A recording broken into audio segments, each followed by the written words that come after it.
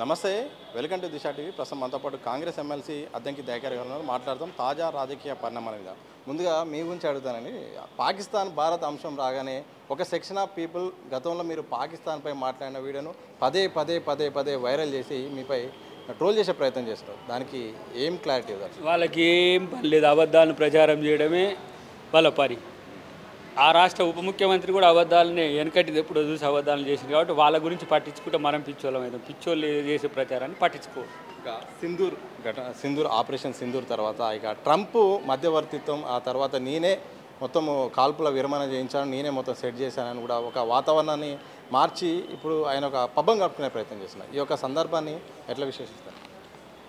ఒకటి, ఈ దేశ ప్రధానిగా తనకు సంపూర్ణమైన అధికారం ఉంది, నిర్ణయం తీసుకునే హక్కు భారతదేశ ప్రజలు ప్రతిపక్షాలు ఇచ్చినాయి.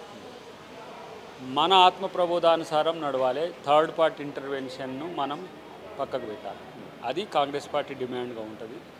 ఎందుకంటే ట్రంపో లేకపోతే చైనా అధ్యక్షుడు, ఇంకో దేశ అధ్యక్షుడు మన దేశ అస్తిత్వాన్ని, మన దేశ సార్వభౌమత్వాన్ని కాపాడే వ్యక్తులు కారు. కాబట్టి ఈరోజు ప్రధానమంత్రి గారు స్వయం నిర్ణయాలు తీసుకోవాలి. ఏదైనా నేరుగా పాకిస్తాన్తో తనే ఉండాలనేది మా కోరిక. బీజేపీ పార్టీ నుండి ఒక కొత్త వార్త వచ్చింది. త్వరలో బీఆర్ఎస్ పార్టీలో కాంగ్రెస్ విలీనం కాబోతుందంటూ ఎన్వీఎస్ ప్రభాకర్ మాట్లాడారు. ఏం చెప్తారు? ఆయన ఏదన్నా ఒక మంచి హాస్పిటల్ చూపించాలని కోరుకుంటున్నాం ముఖ్యమంత్రి గారు. ఎందుకంటే మెదడులో ఉండే తలకాయ కాస్త అరికాలలో కూడా లేకపోతే సమస్యే కదా. ఎందుకంటే మనిషి జీవనానికి అదే ముఖ్యం కాబట్టి మెదడు లేని స్టేట్మెంట్గానే చూస్తా. అది మామూలే మనోడు చేయడం. కానీ మరి ఎవరు మాట్లాడిపించారు, బండి సంజయ్ కిషన్ రెడ్డి కనుక్కోవాలి. కాబట్టి వాళ్ళ మధ్య పోటీ నడుస్తుంది కదా. ఇప్పుడు ఏదో అధ్యక్ష పదవుల పోటీ పందేరంలో నేను కూడా ఉండటానికి అని చెప్పి ఏమైనా కొత్తగా మనోడు ప్రభాకర్ కూడా ఏమైనా ప్రయత్నం చేస్తున్నామో చూడాలి. ఈటెల రాజేందర్ గారు ఈ సందర్భంలో మీరు మాట్లాడారు కాబట్టి ఆయనను సీఎం రేవంత్ రెడ్డిని టార్గెట్ చేసి కూడా చాలా కీలకమైన వ్యాఖ్యలు చేశారు. దానిపై మీరు కూడా స్పందించారు. పెద్ద ఎత్తున రాద్ధాంతం కూడా జరుగుతుంది. దీని వెనుక ఏం జరుగుతుంది? రాద్ధాంతం వల్ల విధానం, బీజేపీ విధానం రాద్ధాంతం అంతే. వాస్తవాల పునాదుల మీద ఉండదు. బీజేపీ ఒక అబద్ధాలతో పునాదుల మీద నిర్మించబడ్డది. జనతా పార్టీ నుంచి, not even Bharatiya Janata party, Morarji Desai నుంచి కూడా అబద్ధాలను ప్రచారం చేయడంలో వాళ్ళు దిట్టలు. కాబట్టి వాళ్ళు చెప్పేది ప్రజలు నమ్మి మోసపోకుండా చూసే బాధ్యత మాది.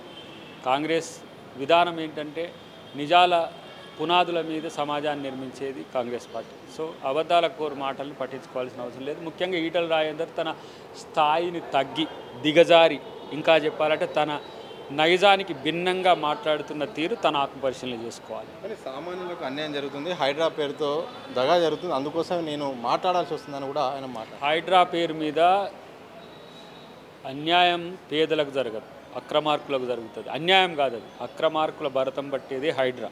నువ్వు అక్రమార్కుల వైపా పేదల వైపా తేల్చుకో ఈటెల రాజేందర్ గారు. ఎందుకంటే నువ్వు కూడా గతంలో టీఆర్ఎస్ చేయబట్టి ఆ వాసనలు ఏమన్నా నీకు ఉండి అప్పుడు నువ్వు ఫినాన్స్ మినిస్టర్గా ఇంకో మినిస్టర్గా ఉన్నావు. కాబట్టి కేటీఆర్ కట్టబెడుతున్న భూములన్నిటికీ మౌన సాక్ష్యం కాబట్టి బాధ అనిపిస్తుందేమో. లేకపోతే వాళ్ళ బినామీలకు నువ్వేమన్నా ఊతం తీసుకోవాలనుకుంటున్నావా, లేకపోతే బీజేపీ బీఆర్ఎస్ కలిసి ఉంటుంది కాబట్టి నన్ను బీజేపీకి నాయకుని చేయడానికి బీఆర్ఎస్ అడ్డం పడొద్దని చెప్పి వాళ్ళ ఊడిగం చేస్తున్నావా తెలియదు. కానీ హైడ్రా విధి విధానాలు కేంద్ర రాష్ట్ర ప్రభుత్వ చట్టాల ద్వారా ఏర్పడ్డది. ఒక చట్టసభలకు ఎన్నుకోబడ్డ ఎంపీగా వాస్తవాలు తెలుసుకోకుండా మాట్లాడితే నీకు గాలిగా మాట్లాడటానికి తేడా ఏటుంటుంది? నీకు తెలియదా ఎంపీ హైడ్రా ఎట్లా వచ్చిందని, ఏ చట్టం నుంచి వచ్చి, మున్సిపల్ చట్టాల నుంచి ఉన్నదని తెలియదా? ఈ రాష్ట్రంలో భూములు బహురకాలుగా ఉంటాయి, 7-8 రకాల భూములు ఉంటాయి ఇక్కడ. ఆ భూముల రక్షణ కోసం వివిధ రకాల చట్టాలు ఉన్నాయి. ఏమి ఇక చెరువులను కబ్జా చేసుకోమని, లేకపోతే నాలాలను ఆక్యుపై చేసుకోమని, లేదంటే బజార్లను మొత్తం వాడుకోండి అని చెప్పి వదిలేద్దామా? ఇలా మునిగితే మళ్ళీ పడవలు వేసుకొని తిరిగేది ప్రజలైనప్పుడు మీరే బజార్లకు వస్తారు కదా, వచ్చి ఇట్లా పడవలు తిరుగుతున్నాయి అని చెప్పేసి. కాబట్టి ఇలా రేవంత్ రెడ్డి గారు ఒక యజ్ఞం చేస్తున్నారు హైడ్రాతో. వీలైతే సహకరించండి, లేకపోతే చేత కాకుండా కామ్గా నోరు మూసుకోండి. కానీ పేద ప్రజల భూములు గుంజుకొని పేదల్ని కష్టాలు చేసే ప్రభుత్వం కాంగ్రెస్ ప్రభుత్వం కాదు. అలా నష్టం జరిగే పరిస్థితి వస్తే భూసేకరణ చట్టం ప్రకారం, మున్సిపల్ చట్టాల ప్రకారం 1కి 3 ఇచ్చే బాధ్యత ప్రభుత్వం తీసుకుంటుంది. తప్పితే మీలాగా అంటే మీరు బీఆర్ఎస్లో ఉన్నప్పుడు గుంజుకున్నలాగా మలన సాగర్ కొరకనో, ఎర్రవెల్లి కాన్నో, లేకపోతే ఏటిగడ్డ కృష్ణాపూర్ కాన్నో గుంజుకున్నట్టుగా ఆ రోజు ఈయన నోరే లేదు. ఎందుకు ఇప్పుడు 58,000 కోట్ల రూపాయల భూములు సిటీలో అమ్మిండ్రు బీఆర్ఎస్ పార్టీ. ఏం చేసింది నీ పార్టీ నీ పూర్వ పార్టీ ఏం చేసింది? ఆ రోజు లేని కోపం, ఆ రోజు లేని లేవని నోరు ఈరోజు ఎందుకు లేస్తుంది? నీ స్వార్థం కొరకు, నీ అధికారం కొరకు ఇష్టం వచ్చినట్టు ముఖ్యమంత్రి మీద మాట్లాడితే ఊరుకుంటారా? లేకపోతే ఇంకా 4-5 వేసుకొని ఏదో బండబూతులు దిక్కిపిస్తే ఊరుకుంటారా? ప్రజల ముందు నీ పరువు పోతుంది. మాకే చెప్తుండే మనోడు కొంచెం ఎవరిని తిట్టకుండా ఉండు జరా అని. మరి నువ్వు ఇప్పుడు ఈ కొడక అనే తిట్లు ఎవరిని తిడుతున్నట్టు ముఖ్యమంత్రిని పట్టుకొని ఇలాంటి మాటలు అనడం అనేది నీ నైజానికి సరైన చూసుకో. లేకపోతే ఈటెల రాజేందర్ గారి అనుచరులంతా మాకు మిత్రులే, మీరు సరి చూసుకోండి మీ భాష. మేము సైతం ఇప్పుడు ప్రతిపక్షాలైనా మిమ్మల్ని తిట్టొద్దనో నిర్ణయాలు తీసుకొని శాస్త్రబద్ధంగా, శాస్త్రీయంగా, చట్టబద్ధంగా పార్లమెంటరీ భాష వాడుతున్నాం. మేము తిట్టాలని కూడా మాకంటే ఎక్కువ వస్తాయి. ఎందుకు తిడుతున్నాడు? జగ్గారెడ్డి లాంటి ఒక నాయకుడు ఈటెల రాజేందర్ని అనాల్సిన పరిస్థితి ఎందుకు వచ్చింది? ఏ స్థాయికి దిగజారిండ్రు మీరు? ఆయన కూడా మిమ్మల్ని తిట్టాల్సిన పరిస్థితి వచ్చింది. ఏ రోజైనా జగ్గారెడ్డి బూతులు మాట్లాడతాడా? కోపంగా మాట్లాడతాడు, పరుషంగా మాట్లాడతాడు. జగ్గారెడ్డి నిన్ను ఇట్లా అంటే ఎట్లా అనే కాడికి వచ్చిందా లేదా? కాబట్టి ఇలాంటి ఒక దీన స్థితిలో ఈటెల రాజేందర్ పదవి కొరకు దిగజారొద్దు. ఎందుకంటే మా ఉద్యమ సహచరుడు కాబట్టి, హితవు అంటే పెద్దోడు కాబట్టి ఎట్టుంటుందో కానీ ఈ సూచనను అనుసరిస్తే మంచిది. లేకపోతే రేపు ఇంకా చిన్న స్థాయి నాయకులు వచ్చి మిమ్మల్ని తిట్టాల్సి వస్తుంది. దానికి టిట్ ఫర్ టాట్ లెక్క ఉంటుంది కదా ఇట్లనే చేస్తే. బీజేపీ వాళ్ళ భాషను మర్చిపో. ఆ బీజేపీ వాళ్ళ భాషతో నీకు వచ్చేది ఏం లేదు. నీకు అసలు పదవి కూడా వస్తుందో రాదో పక్కన పెట్టు, అది తర్వాత విషయం. కానీ పదవుల కొరకు మనం దిగజారాల్సిన అవసరం లేదని మాట. బీఆర్ఎస్ పార్టీకి సంబంధించిన ఒక 2 అంశాలు ఈ 3-4 రోజుల్లో. ఒకటి, కవిత మాట్లాడేది నాపై కుట్ర జరుగుతుంది, త్వరలో వాళ్ళ పేర్లు అవసరం వచ్చినా బయట పెడతానని ఆమె మాట్లాడేది. మళ్ళీ నిన్న హరీష్ రావు మాట్లాడుతూ కేటీఆర్ అధ్యక్షుడు అయితే నేను సహకరిస్తా అంటున్నారు. పార్టీ విషయంలో నిజంగా ఒక ఇంటర్నల్ విషయాలు బయట మాట్లాడడం ఇలాంటి అంశాలు కూడా దేనికి దీని సంకేతం? వాళ్ళు క్రైసిస్లో ఉన్నారనేది తెలుస్తుంది. ఒక్కొక్కరు ఒక్కొక్క తీరుగా ఒక మాట మీద ఉండాల్సిన పార్టీ నాయకులు ఎందుకు వివిధ రకాలుగా మాట్లాడుతున్నారు మీరు ఆలోచించుకోండి, వాళ్ళు కూడా ఆలోచించుకోమని. నీ మీద జరుగుతున్న కుట్రకు మీ కుటుంబంలో ఎవరో ఉన్నారా అనేది కూడా సరి చూసుకోమని చెప్పి సోదరికి నేను ఒక సూచన చేస్తున్నాను. ఎందుకంటే ఎవరు కూడా ఊరికే ఇప్పుడు నేను మాట్లాడుతున్నా పార్టీ విధానాల మీద మాట్లాడుతున్నా, మీరు అడుగుతున్న ప్రశ్నల మీద మాట్లాడుతున్నా. ఈ పరిధి దాటి అయ్యో నాకు అన్యాయం జరుగుతుంది, నా మీద కుట్ర ఏ రోజన్నా నేను చెప్పినా? నాకు పార్టీ పదవులు, పార్టీ ఇచ్చే అధికారం ఏదైనా పార్టీ చూసుకుంటుందని అన్నాం. కానీ నా మీద కుట్ర జరుగుతుంది, నన్ను ఎవరో కొట్టడానికి వస్తారని నేను చెప్పలేదు. కవిత చెప్తుంది అని అంటే ఏందో అంత సూత్రం ఆలోచించుకోండి. మా బామ్మార్దికి ఇచ్చినా నాకు ఓకే అని అలా బావ అంటుండు. దానికి ఇన్ని రోజులు లేని పదాలు ఇప్పుడు ఎందుకు వస్తున్నాయో వాళ్ళు చూసుకోవాలి. అలా అయ్యేమో ఇంట్లో కుంపడి పెట్టి ఆయన ఆగి ఇంట్లో అన్నాడు, వీళ్ళు ముగ్గురు కొట్లాడుకుంటా ఉండు. మరి వాళ్ళు కొట్లాడుకొని ఎవరో ఒకళ్ళు ముగ్గురు నాయకునికి రమ్మని చెప్పు. నేను అందుకనే కేటీఆర్ నువ్వుకి అనేది అంటున్నా కూడా, మీరు కూడా విన్నారు కదా. అదేదో మెయ్య ఇస్తే అధ్యక్ష పదవి తెచ్చుకో, అప్పుడు కొట్లాడు. మా ముఖ్యమంత్రి 2 సంవత్సరాలకు వచ్చిండు, పీసీసీ తెచ్చుకుండు, ముఖ్యమంత్రి అయిండు. నువ్వు అది తెచ్చుకోలేదు ఊకనే సైంధవం లెక్క ఆడ ఊకనే మీడియా స్పేస్ కొరకు మాట్లాడడం మంచిది కాదని చెప్పి నేను అందాల పోటీల విషయంలో ఇటు ఏకకాలంలో ఇటు బీజేపీ అలాగే బీఆర్ఎస్ వరుసగా ప్రభుత్వాన్ని టార్గెట్ చేస్తూ పలు వ్యాఖ్యలు చేస్తుంది ఈ యొక్క సిచ్యువేషన్ పట్ల. ఇప్పుడు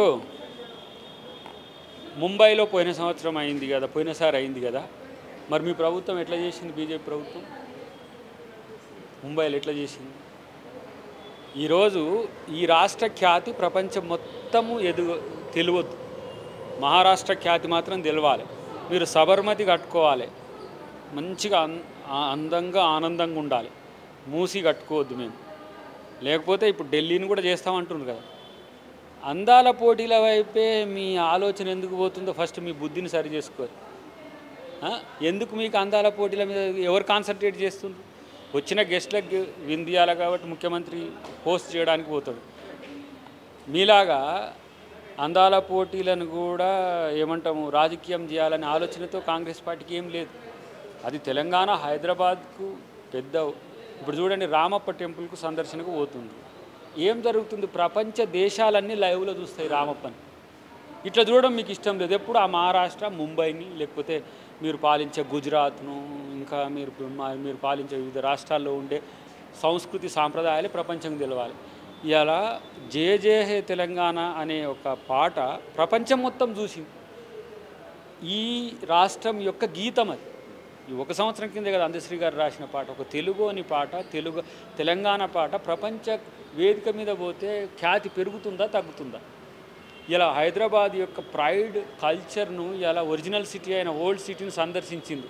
చార్మినార్ నుంచి మొదలు పెడితే చౌమాల్లా ప్యాలెస్, తర్వాత మనకేంది ఆ ప్యాలెస్ పేరేంది ఆయనది, ఫలక్నుమా, ఇలాంటివన్నీ కూడా మన నిర్మాణ వైభోగం అంతా కూడా ప్రపంచానికి తెలుస్తున్నది. అదేం కనపడదు వీళ్ళకు సన్నాసికాల లెక్క. మీకు అసలు నేనేమంటున్నానంటే, మీకు అందాల పోటీల మీద ప్రేమ ఎందుకు పెరిగిందో అది ఫస్ట్ చెప్పు. మీకేమైనా ఆడికి పోవాలని ఉంటే పాసులు ఇస్తాం, పంపిస్తాం, పోరి. మీకు ఆడికి మమ్మల్ని పంపిస్తలేరని ఉంటే నా పాసే ఇస్తాను, నేనేం పోవట్లేదు. త్యాగం ఎందుకు? ఇచ్చే పాసులు ఇంటనే పడి ఉన్నాయి. ఇప్పుడు నేను పోలేను, నాకు ఆడికి అంటే నాకు ఆ ఇంట్రెస్ట్ లేదు కాబట్టి పోలేను. మా మంత్రి గారు పంపిస్తారు నాకు పాసులు. ఎవరికన్నా బాధ ఉంటే కేటీఆర్కి ఎవరికన్నా, లేకపోతే బండి సంజయ్కో, లేకపోతే కిషన్ రెడ్డికి, ఆయనకు కూడా మంత్రి కాబట్టి వస్తుంది. పోయి చూసి దాంట్లో ఏ సంస్కృతి ఉన్నదో, ఎలాంటి సంస్కృతిని కొత్తగా మారిన షెడ్యూల్లో ఉన్నదో చూసి నేర్చుకోండి. మీ ప్రభుత్వాలు కూడా నిర్వహించినాయి అట్లా. కాబట్టి ఊరికనే కాంగ్రెస్ ప్రభుత్వం మీద కామెంట్ చేయాలనేది కాదు.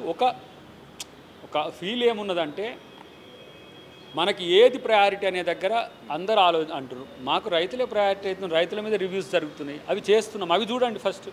కాబట్టి ఊరికే వాళ్ళ మనసంతా అందాల పోటీల మీద గుంజడం అనేది మాత్రం కొంచెం అనుమానాస్పదంగా ఉన్నది. లాస్ట్ క్వశ్చన్, పాకిస్తాన్కు ఆఖరికి అప్పులు కూడా దొరుకుతున్నాయి, కానీ రేవంత్ రెడ్డి మాటలకు రేవంత్ రెడ్డికి అప్పులు వేయడానికి ఎవరు ముందు రావట్లేరని కూడా మాజీ మంత్రి హరీష్ రావు కరకని చెప్పారు. మాకు అప్పులు కూడా అక్కర్లేదు. ఇంకోటి, రేవంత్ రెడ్డి గారికి అప్పులు ఎందుకు ఇస్తలేరో కూడా మాకు తెలుసు.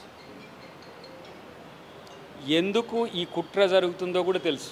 సెల్ఫ్ సస్టైనబుల్ స్టేట్గా ఈ రాష్ట్రాన్ని 26-27 ఆర్థిక సంవత్సరం వరకు వస్తాం.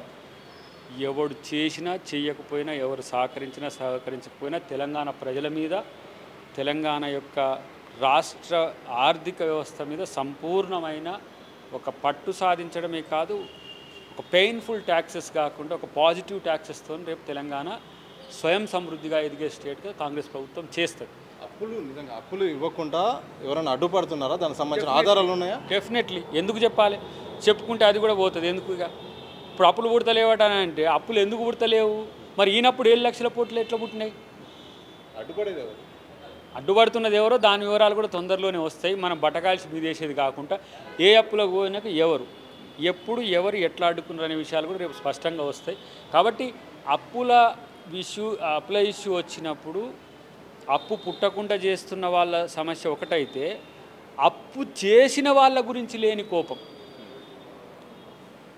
అప్పులు పుట్టని రాష్ట్రంగా తయారు చేసిన వాళ్ళ మీద లేని కోపం కాంగ్రెస్ పార్టీ మీద వస్తుందంటే వాళ్ళు ఏ తాను ముక్కలో మీరే అర్థం చేసుకోవాలి. కాబట్టి ఇవాళ బీజేపీ బీఆర్ఎస్ని వేరే ఘాటాల ఘట్టం కూడా. అందుకని ప్రభాకర్కేమో కొంచెం తెలిసి తెలియక ఏం మాట్లాడిందో తెలియదు, కానీ ఏదున్నా కాంగ్రెస్ ప్రజలను కాపాడుకుంటారు. ఏదేమైనప్పటికీ కూడా తప్పకుండా ప్రజలను కాపాడడానికి కాంగ్రెస్ పార్టీ ఉందని కూడా కాంగ్రెస్ ఎమ్మెల్సీ అద్దంకి దయాకర్ గారు చెప్తున్నారు. కెమెరా పర్సన్ సూర్యబాబుతో సతీష్, దిశ టీవీ, హైదరాబాద్.